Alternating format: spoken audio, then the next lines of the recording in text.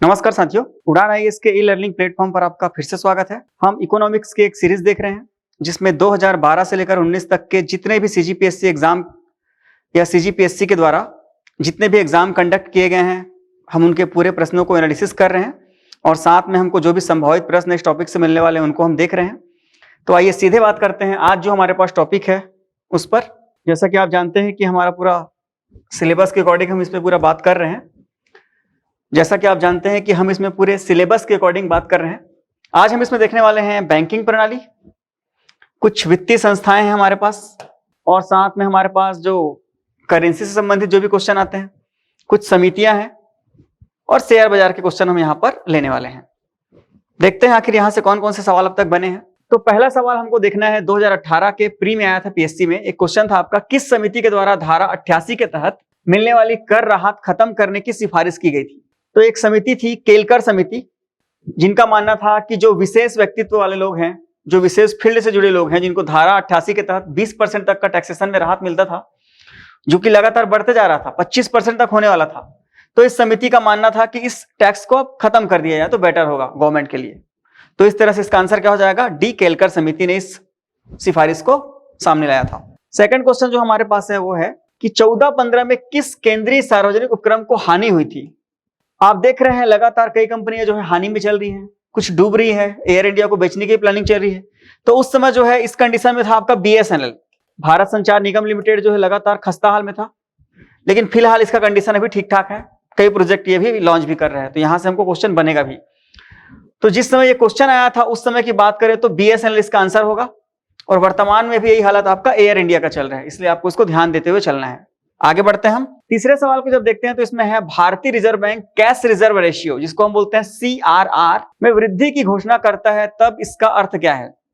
जब हम इकोनॉमिक्स के कॉन्सेप्ट पढ़ते हैं तब इसमें कुछ टर्म है हमारे पास, जैसे कि हमारे पास एक टर्म है आपका सीआरआर। सीआरआर का मतलब क्या होता है? आपका कैश रिजर्व रेशियो।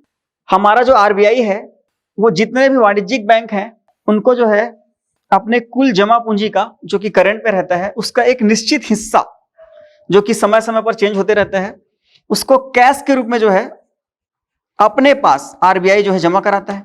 सुरक्षा जमानत राशि इसको बोल सकते हैं आप सरल भाषा में। तो जितने भी वाणिज्यिक बैंक हैं इनका एक निश्चित धनराशि जो है आरबीआई के पास कैश के रूप में जमा होता है, उसी को हम क्या बोलते हैं? Cash reserve ratio. मान लीजिए जनरली आप देखते हैं 4% रहता है, कंडीशन के अकॉर्डिंग इसको आरबीआई जो है 5% भी कर सकता है, 6% भी कर सकता है, या फिर 3% भी कर सकता है, 2% भी कर सकता है, 1% भी कर सकता है। तो इसी बात को पूछा यहां पर कि जब यहां पर वृद्धि की घोषणा करता है, मान लीजिए 4% है, इसका मतलब यह है कि जितने भी वाणिज्यिक बैंक हैं उनको अपने करंट रेट का 4% क्या करना पड़ेगा? करंट जो जमा राशि है उसका 4% जमा करना पड़ेगा। अब मान लीजिए इसको मैं बढ़ा दूं, 5% कर दूं, तो इसका मतलब क्या हुआ? 1% अतिरिक्त धन जो है आपको आरबीआई में सभी बैंकों को जमा करना पड़ेगा। तो सभी बैंकों का जब 1% आरबीआई के फंड में जमा हो जाएगा, इसका मतलब क्या होगा? यहां हमको दिख भले 1% रहे, लेकिन 1% बराबर कई सौ करोड़ हो जाएगा यहां पर, जब आप इस टर्म में बात करेंगे तो इस तरह से अगर आप देखेंगे तो बैंक जो है अपने ज्यादातर पैसों को, मतलब 1% पैसों को आरबीआई के पास जमा करेगा। तो इस तरह से मार्केट में जो पैसे का फ्लो है ये कम हो जाएगा। मान लीजिए मार्केट में 100 रुपए रहा होगा, तो 1 रुपए भी अगर कम हो जाता है, और 100 कंपनियां हैं मान लीजिए, और 10 पैसे भी कम होता है मान लो, तो 10 रुपए कम हो गया यहां पे। तो इस तरह मार्केट में केवल 90 रुपए बचा। तो इसका मतलब क्या हुआ? इस 1% से 100 कंपनियों का 10 रुपए चले गया, तो अब मार्केट में केवल 90 रुपए बचा। अब इस 90 रुपए को ग्राहकों को देना है, इसका मतलब क्या है? बाजार में पैसे की थोड़ी सी कमी है, तो बाजार में पैसे की कमी है तो ब्याज दर आपको ज्यादा पड़ेगा। ये कॉमन सेंस वाली बात है। तो इस तरह इसका आंसर क्या हो जाएगा? व्यापारिक बैंकों के पास उधार देने हेतु कम मुद्रा होगी, क्योंकि अपना 1% सबको देना पड़ गया यहां पे, इसलिए इसका आंसर क्या हो जाएगा? आपका आंसर सी इसका राइट हो जाएगा। ठीक, ये बात क्लियर है। सीआरआर के कॉन्सेप्ट को समझना चाहिए, और इससे जुड़ा हुआ जो भी टर्म है आपका bank rate, repo rate, reverse repo, CRR, SLR, ये आपको अच्छे से समझ लेना चाहिए। ठीक, आगे बढ़ते हैं। अगला हमारे पास है क्वेश्चन, निम्नलिखित को कालक्रमिक आधार पर विन्यास कीजिए। प्री 2017 का क्वेश्चन है ये। 14 प्रमुख बैंकों का राष्ट्रीयकरण, यह घटना है आपका 1969 की। 19 जुलाई 1969 में भारत के 14 बड़े बैंकों का राष्ट्रीयकरण किया गया था। एसबीआई का राष्ट्रीयकरण 1955 के आसपास हुआ था इसका राष्ट्रीयकरण। रिजर्व बैंक ऑफ इंडिया का राष्ट्रीयकरण 1 जनवरी 1949 को हुआ था और LIC का राष्ट्रीयकरण ये आपका हो गया था 1956 को। तो इस तरह से सबसे पहला कौन सा दिख रहा है आपको, वो दिख रहा है आपको तीसरे नंबर का। उसके बाद कौन सा दिख रहा है आपको, दूसरे नंबर का। उसके बाद चौथे नंबर का और लास्ट में आपका पहले नंबर का। तो ये ऐसे सन है जिसको कि आपको याद कर लेना चाहिए क्योंकि लगातार हर एग्जाम में यहां से सवाल पूछते हैं। ठीक 1980 में फिर बाद में 6 बड़े बैंकों का भी राष्ट्रीयकरण होता है, ये भी आपको याद रखना चाहिए। SBI के बारे में आपको कम से कम इतना जानना चाहिए कि इंपीरियल बैंक पहले इसका नाम था। उसके बाद 1955 में इसका भी राष्ट्रीयकरण हो गया था। RBI के बारे में आपको पूरा डिटेल जानना चाहिए कि हिल्टन यंग समिति की सिफारिश पर आपका रिजर्व बैंक ऑफ इंडिया का गठन हुआ था। 1935 को ये आपका अस्तित्व में आया था। ठीक है, उसके बाद क्या हुआ, 1 जनवरी 1949 को इसका राष्ट्रीयकरण हुआ था।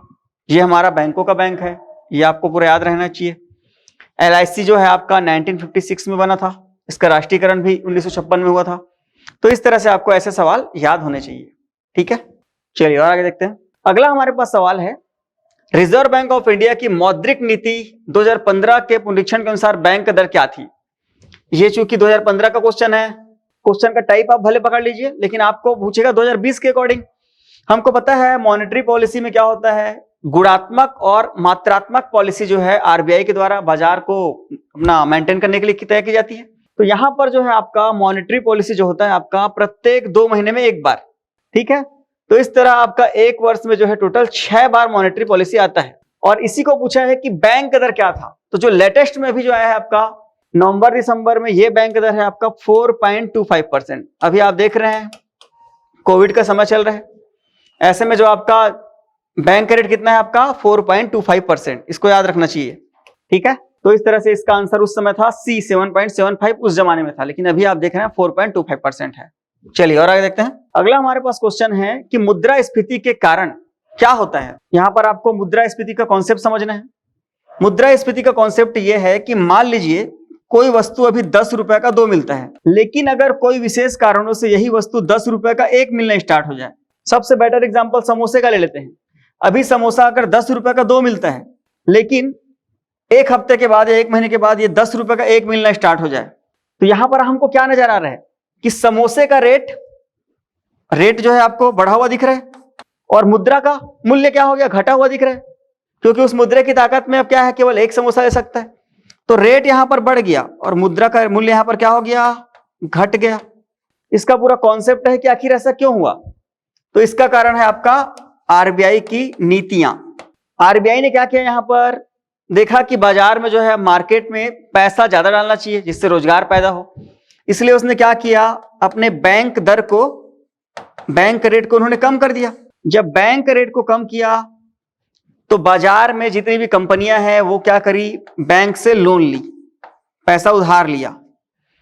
पैसा उधार क्यों लिया, अपने कंपनी में सामान को ज्यादा बनाने के लिए। ज्यादा बनाने के लिए क्या किया इन्होंने, जॉब दिया तो लोगों के पास क्या आया, मनी आया। जब लोगों के पास मनी आया तो ऑलरेडी हम जान सकते हैं कि बाजार में क्या होगा, डिमांड बढ़ेगी। डिमांड और सप्लाई से पूरा बाजार चलता है, तो जब डिमांड बढ़ेगी तो रेट ऑलरेडी क्या होगा, बढ़ जाएगा। लोगों के पास पैसा रहेगा तो इस कंडीशन में क्या होगा, मुद्रा का रेट घट जाएगा। हमारे जैसे विकासशील देश के लिए बहुत जरूरी चीज है, रेट भले बढ़ा हुआ रहता है, कम से कम हमको रोजगार तो मिल जाता है। इसलिए भारत जैसे प्रगतिशील देश में क्या है आपका, कुछ विशेष या मध्यम स्थिति की मुद्रास्फीति अच्छी चीज है। ठीक, इस कॉन्सेप्ट को हम ऐसा समझते हैं। तो यहां पर सवाल जो पूछ रहे हैं उसमें क्या पूछ रहे हैं, वस्तुओं का मूल्य बढ़ता है, बिल्कुल बढ़ गया आपका समोसे का रेट। मुद्रा का मूल्य गिरता है, हाँ ये भी गिर गया। विनिमय दर में सुधार होता है, कहां से विनिमय दर में सुधार होगा, यहां पर नहीं हो सकता। ठीक है, तो इस तरह से इसमें आप देखें तो A और B जो है आपका इसका सही आंसर हो जाएगा। ठीक, इस कॉन्सेप्ट को आपको यहां पर समझना है। और अगर आपको इस कॉन्सेप्ट को डीप में समझना है तो हमारा जो एनालिसिस वाला वीडियो है जो कि प्योर आपका इकोनॉमिक्स का है, उसको आप देख सकते हैं। चलिए और आगे देखते हैं। अगला हमारे पास क्वेश्चन है, चीनी को नियंत्रण मुक्त करने के लिए बनी समिति के अध्यक्ष कौन थे। तो ये आपको डायरेक्ट फैक्चुअल क्वेश्चन है। एन नीलकर्णी समिति आई थी जिसने चीनी को जो है नियंत्रण से मुक्त रखने की सिफारिश की थी। ठीक, ये PSC 2013 का सवाल है आपका। आगे बढ़ते हैं। आगे हमारे पास सवाल है, बॉम्बे स्टॉक एक्सचेंज का क्या सूचकांक है। ये आपका BSc का पूछा है। हम जानते हैं सेंसेक्स है, बैंकेक्स है, डोलेक्स है। ठीक, तो ये सब तो आप देख रहे हैं दूसरे के हैं। तो आपको अलग अलग याद करना चाहिए, बीएसई का भी, एनएसई का भी, और कुछ विदेश के जैसे हैं उनको आपको याद कर लेना चाहिए। टोटल आपको 20 नाम याद करने पड़ते हैं आपके एक्सचेंज के, का पूरा काम यहां से हो जाता है। ठीक है, तो सेंसेक्स, बैंकेक्स और डोलेक्स ये किसका होता है? आपका बीएसई का होता है, बॉम्बे स्टॉक एक्सचेंज का यही होता है। तो ये यहां पर कोई सा भी नहीं होगा। तो इस तरह इसका आंसर क्या हो जाएगा? ऑप्शन ई हो जाएगा, इनमें से कोई नहीं। चलिए और आगे बढ़ते हैं। अगला हमारे पास सवाल है कि भारत में बीमा क्षेत्र का नियमन कौन सी संस्था करती है? ये एक बहुत इंपॉर्टेंट क्वेश्चन है। IRDA, insurance regulatory development authority, इसी को हम बोलते हैं इरेडा या IRDA, जिसका मुख्यालय हैदराबाद में है। इसको बार बार पूछा है आपके एग्जाम में, इसका मुख्यालय कहां है? आपका हैदराबाद में। यही क्या करता है? बीमा क्षेत्र की पूरी कंपनियों का ये नियमन करता है। इस क्वेश्चन को भी आपको ध्यान रखना चाहिए। PSC 12 का सवाल है ये, और इसका आंसर क्या हो जाएगा? आपका ऑप्शन डी हो जाएगा, IRDA। इसका फुल फॉर्म और इसका मुख्यालय कहां है ये आपको याद रखना चाहिए। चलिए और आगे बढ़ते हैं। अगला हमारे पास सवाल है कि भारत में बैंकों का पहली बार राष्ट्रीयकरण कब हुआ था? इसको हमने पढ़ा ही है, 19 जुलाई 1969।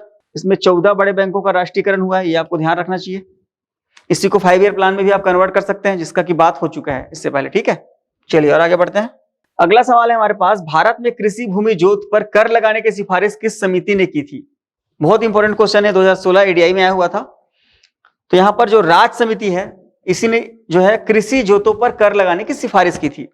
तो यहां पर एक सवाल आता है आपका, जोत के आकार के आधार पर कृषि जोत भारत का कितना है औसत, छत्तीसगढ़ का औसत कितना है? सीमांत कृषि जोत में क्या करते हैं हम? 1 हेक्टेयर से कम को रखते हैं, और वृहद में क्या करते हैं? 10 हेक्टेयर या उससे ऊपर को रखते हैं। इसको आपको याद रखना चाहिए। चलिए और आगे बढ़ते हैं। तो इस तरह इसका आंसर क्या हो जाएगा? डी, राज्य समिति। अगला हमारे पास सवाल है कि प्रधानमंत्री कृषि सिंचाई योजना में केंद्र सरकार का योगदान कितने % है? ये आपका ADI 2016 का क्वेश्चन है। इसमें आपका आंसर कितना है? 30%। ठीक, फैक्चुअल क्वेश्चन है ये। इसमें केंद्र का, राज्य का पूरा % आपको देख के जाना चाहिए। चलिए अगला सवाल हम देखते हैं। अगला सवाल है हमारे पास, NK सिंह कमेटी किससे संबंधित है? माइनिंग इंस्पेक्टर 2018 का सवाल है ये। तो जो NK सिंह समिति है आपका, यह आपका राजकोषीय उत्तरदायी और बजट के प्रबंधन से संबंधित है। आपका ये जो 15वें नंबर का वित्त आयोग बना है, उसके अध्यक्ष भी कौन है? NK सिंह है। ठीक, नंद किशोर, जिनका पूरा नाम है नंद किशोर सिंह। तो इस तरह से इसका आंसर क्या हो जाएगा? ऑप्शन सी राइट है। इसका पूरा राजकोष का उत्तरदायी और बजट का अच्छे से प्रबंधन करना इसका ऑब्जेक्ट है। चलिए और आगे देखते हैं। अगला हमारे पास सवाल है, निम्नलिखित में से कौन सा भारतीय रिजर्व बैंक का कार्य नहीं है? सामान्य जनता के लिए साख सुविधा उपलब्ध कराना। क्या सामान्य जनता का कोई रोल रहता है कि डायरेक्ट RBI से? नहीं होता। विभिन्न प्रकार के खातों में सरकारी मुद्रा रखना, हाँ ये बात सही है। मौलिक व शासन नीति का निर्माण करना, ये भी नियमों का निर्माण भी सही है। सभी भारतीय रिजर्व बैंक के कार्य हैं, सभी तो नहीं है, लेकिन सामान्य जनता के साथ कोई विशेष कॉन्टेक्ट RBI का नहीं होता। इसलिए इसका ऑप्शन क्या हो जाएगा? According to question and option A हो जाएगा। ठीक, और आगे देखते हैं। अगला सवाल है हमारे पास, भारत में करेंसी प्रिंटिंग का अंतिम निर्णय निम्नलिखित में से किस पर निर्भर करता है? तो करेंसी संबंधित हमारे पास डायरेक्ट है आपका फाइनेंस मिनिस्ट्री, वित्त मंत्रालय है हमारे पास। वही क्या करता है? करेंसी की प्रिंटिंग से संबंधित पूरे निर्णयों को लेता है वो। ठीक, तो इसका आंसर क्या हो जाएगा? ऑप्शन बी, वित्त मंत्रालय। इससे पहले कौन सा नियम था? कितने रुपए यहां पर रखने पड़ते हैं, कितना आरक्षित यहां पर हमारे पास मुद्रा रखना पड़ता है, ये सब पूरा बात हम कर चुके हैं ना। और आगे बढ़ते हैं। अगला सवाल है आपका कि नाबार्ड में भारत सरकार का भाग लगभग कितना है? तो नाबार्ड में जो है 99% है।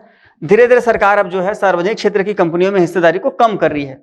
तो अभी आपको देखना है जो 2-3 कंपनियों को बेचा गया है उसमें कितना है, इसको आपको देख के जाना चाहिए एग्जाम में। ठीक, जिसका चर्चा हम बाद में अगले वीडियो में करेंगे भी।